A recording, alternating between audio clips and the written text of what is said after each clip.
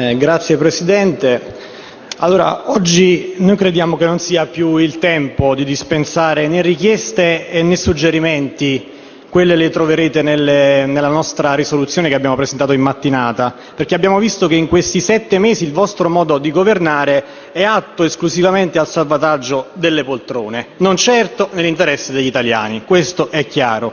Quindi bisogna mettere in chiaro una cosa, che noi non abbiamo alcun rispetto per il suo inconcludente operato finora e nessuna fiducia per il suo governo. Questo deve essere chiaro. Noi chiediamo questo perché crediamo che il suo governo in realtà sia illegittimo e sovversivo. Illegittimo perché nessuno a febbraio ha votato per il governo Letta, Berlusconi, Alfano, e se il PD avesse detto che questo sarebbe stato il suo governo in campagna elettorale, probabilmente neanche lei stesso, in un estremo gesto di pudore, si sarebbe votata. E sovversivo perché sappiamo che questo governo nasce nelle stanze della sua fondazione Vedrò, che nasce nel 2005 e annovera nella partecipazione personaggi come Alfano, il vice premier, il ministro delle infrastrutture Maurizio Lupi, e ricordiamo che la sua fondazione è sponsorizzata da Autostrade per l'Italia. Mi chiedo se non c'è conflitto di interessi in questo caso, magari ce lo spieghi. Anche l'Europa parla di corruzione e conflitto di interessi, magari ce lo spieghi. Ricordo il ministro dell'ambiente Orlando e ricordiamo che i sponsor della fondazione sono anche Enel ed Eni, cioè 2 aziende che dettano la politica estera e la politica ambientale di questo paese. Il ministro dell'agricoltura Nunzia De Girolamo, parte sempre della fondazione Vedrò, e ricordiamo che tra gli sponsor abbiamo Nestlé e il gruppo Cremonini. Quindi questo è un conflitto di interessi puro e semplice. Inoltre aggiungiamo la Lorenzin e ovviamente il buon vecchio Matteo Renzi e il figlio di Giorgio Napolitano e tanti altri che non starò qui a dire. Vedrò è finanziata dalle lobby delle slot machine, alle quali avete condonato almeno 2 miliardi di evasione fiscale.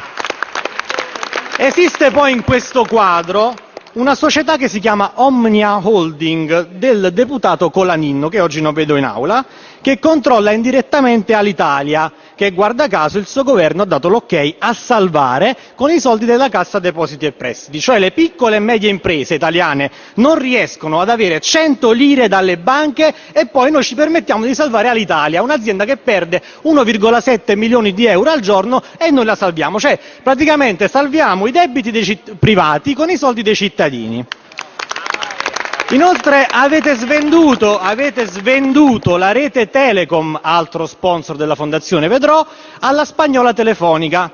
Nel suo recente viaggio in America lei ha dato la disponibilità a vendere le quote di mercato di Fincantieri e Terna, lo ha detto lei.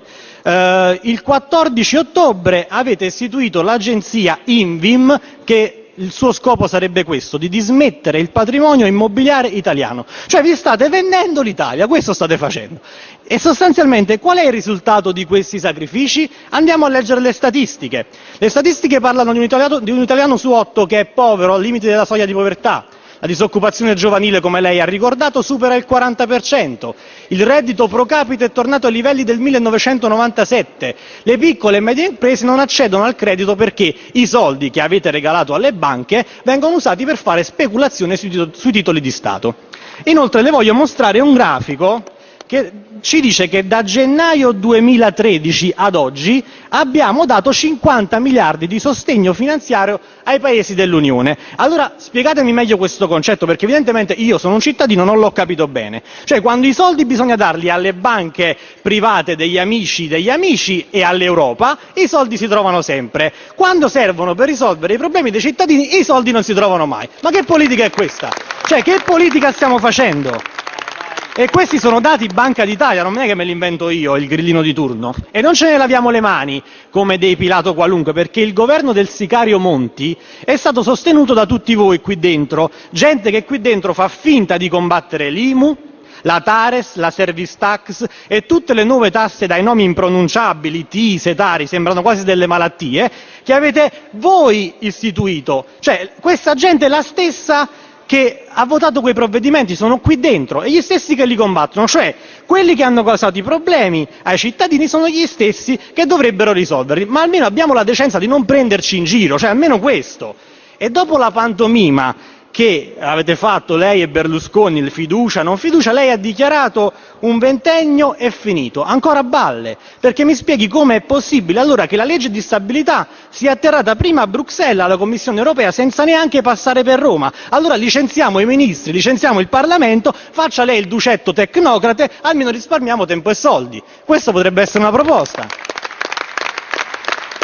Per capire che nessun ventennio in realtà è finito, basta leggere la risposta alla minaccia giustissima dello sciopero da parte dei lavoratori che lei ha dato. Leggo testualmente: bisogna far capire chi comanda, in prima, in seconda e in terza battuta. Allora glielo diciamo noi chi comanda. I cittadini comandano in prima battuta, i cittadini comandano in seconda battuta e i cittadini comandano in terza battuta. Lei è esecutivo e deve eseguire ciò che vogliono i cittadini, non quello che ci dice l'Europa o altri per noi. E le assicuro che i cittadini non vogliono vendere l'Italia, questo è certo. Lei pose degli obiettivi il 29 aprile, il giorno dell'insediamento del suo governo, glieli rammento, magari li ha dimenticati. Ridurre le tasse sul lavoro, non mi risulta. Rinuncia all'inasprimento dell'IVA, aumentata non meno di 2 settimane fa. Reddito minimo per i bisognosi, nessuna misura ci risulta oggi in atto. Risolvere il problema esodati, purtroppo ancora fermi al palo. Più lavoro alle donne, abolizione del finanziamento pubblico ai partiti e province, abbiamo approvato una legge truffa pochi giorni fa. Riforma elettorale auspicando un ritorno al Mattarellum, addirittura lei si spinse per auspicare il ritorno al Mattarellum. Abbiamo votato in aula questo provvedimento e lei ha votato al contrario. Quindi la sua credibilità è zero. Lei in Europa non ci può rappresentare. Inoltre disse anche che i sacrifici non dovevano farli sempre i soliti noti, ma a noi sembra il contrario. Allora sono passati 7 mesi da allora e neanche uno degli obiettivi è stato raggiunto. Se avessimo ancora un Presidente della Repubblica veramente super partes, l'avrebbe già destituita dal suo incarico. Quindi alla luce di tutto questo io dico che ha sbagliato il mio collega. Mi fa piacere che lei ride, però purtroppo le persone sono poco credibili, ridono giustamente. Io direi che alla luce di quello che abbiamo detto in questa sede, il mio collega Villarosa ha sbagliato a chiamarla bugiardo, è vero, e ha sbagliato anche il mio collega Fraccaro a chiamarvi ladri, perché la realtà è che il suo governo ha svenduto quest'Italia per 30 denari, quindi l'unico appellativo che meritate è quello di Giuda.